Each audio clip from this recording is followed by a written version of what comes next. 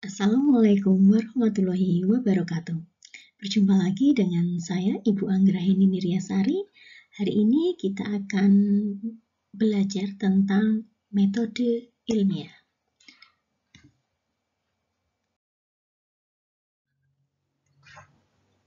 Jangan lupa untuk beri like dan subscribe channel ini.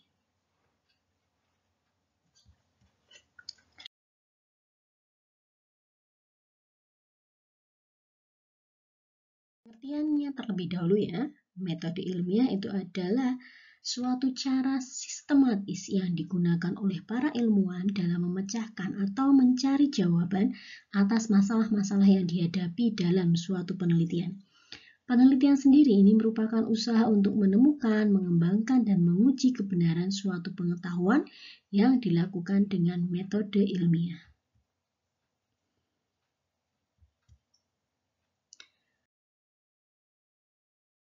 Pengertian dari metode ilmiah selanjutnya yaitu metode ilmiah itu merupakan cara untuk menyelidiki fenomena, untuk mendapatkan pengetahuan yang baru, atau memperbaiki dan menggabungkan penyelidikan dengan pengetahuan sebelumnya. Cara bertanya dan cara menjawab pertanyaan sains dengan melakukan observasi dan eksperimen. Pendekatan yang sistematik untuk menjawab pertanyaan-pertanyaan.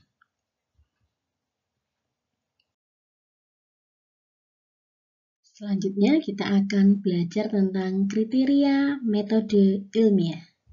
Sebelumnya, subscribe, like, dan share ya. Kriteria metode ilmiah. Dalam metode ilmiah, ada beberapa kriteria yang harus dipenuhi. Pertama, harus berdasarkan kepada fakta. Karena apa? Semua yang ada dalam metode ilmiah harus berdasarkan fakta dan dapat dibuktikan kebenarannya. Tidak mengandung prasangka. Kenapa? Karena bukan hanya faktual. Sebuah metode ilmiah ini dia juga tidak boleh berupa opini-opini peneliti. Dia harus tidak mengandung prasangka.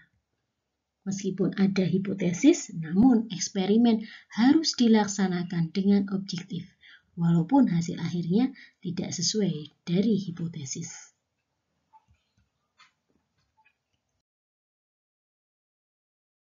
Kriteria yang ketiga, harus menggunakan prinsip-prinsip analisis. Saat menarik kesimpulan, prinsip-prinsip analisis harus digunakan karena kebutuhan urutan pemikiran dan kejadian yang jelas. Apa yang menjadi permasalahan dan hubungan di antaranya harus diketahui dengan pasti. Maka perlu menggunakan prinsip-prinsip analisis. Yang keempat, rumusan masalah atau pembuatan hipotesis dibutuhkan untuk mendapatkan penjelasan terhadap terjadinya suatu fenomena. Yang kelima, menggunakan teknik kuantitatif dan teknik kualitatif.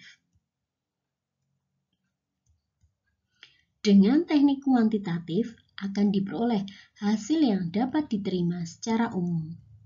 Menggunakan ukuran objektif, pada saat melakukan eksperimen harus menggunakan ukuran objektif.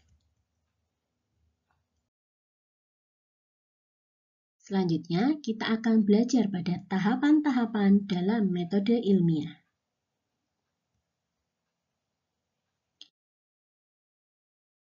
Tahap-tahapan dalam metode ilmiah. Metode ilmiah sendiri, dia menggunakan langkah-langkah yang sistematis, teratur, dan terkontrol. Ada beberapa tahapan dalam metode ilmiah, meliputi yang pertama, merumuskan terlebih dahulu masalah. Rumusan masalah itu dia berupa pertanyaan yang harus dijawab dengan melakukan sebuah penelitian secara ilmiah. Ada beberapa hal yang perlu dipertimbangkan atau diperhitungkan saat kita merumuskan masalah. Yang pertama, masalah harus diungkapkan sebagai kalimat pertanyaan. Kemudian, kata-kata dari masalah itu harus singkat, ringkas, jelas, dan mudah dimengerti. Yang ketiga, perumusan masalah harus menjadi masalah yang bisa diselesaikan.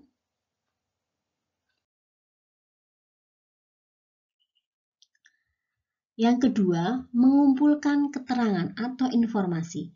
Segala informasi yang mengarah dan dekat pada pemecahan masalah atau mengkaji teori atau kajian pustaka. Yang ketiga, menyusun hipotesis.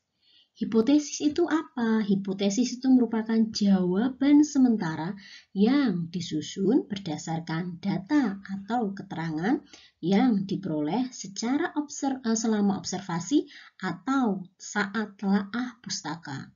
Jadi ketika kita melakukan observasi atau kita mencari literatur dari buku-buku, dari jurnal, itu termasuk kita sedang mengumpulkan keterangan gitu ya. Nah, keterangan-keterangan inilah yang mendasari ketika kita membuat hipotesis. Jadi, hipotesis itu tidak boleh dibuat secara sembarangan. Hipotesis dibuat dengan syarat dan didasarkan oleh hasil observasi dan telaah pustaka. Yang keempat, itu menguji hipotesis. Bagaimana cara menguji hipotesis? Dengan melakukan percobaan atau penelitian. Yang kelima, mengolah hasil atau data percobaan.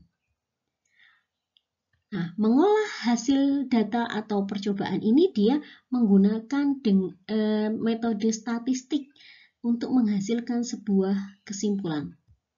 Hasil penelitian dengan metode ini dia akan datanya lebih objektif dan tidak dipengaruhi oleh subjektivitas ilmuwan peneliti dan bersifat universal karena dia dilakukan di mana saja dan oleh siapa saja akan memberikan hasil yang sama.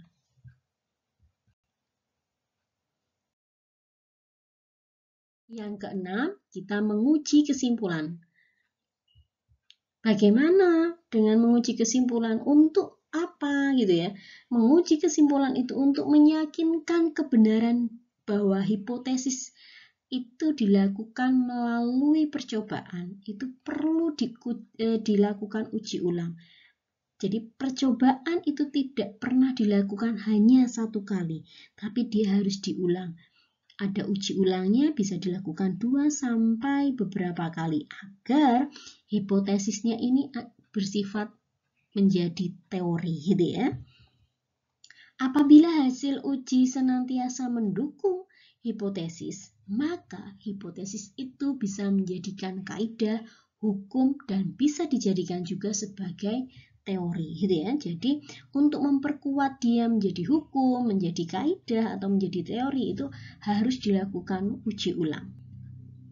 Yang ketujuh, mengkomunikasikan hasil penelitian. Ini perlu dilakukan karena apa? Langkah terakhir dalam mengkomunikasikan dan mempublikasikan hasil penelitian kepada orang lain itu dia dapat dalam bentuk laporan tertulis atau melalui forum diskusi dan seminar.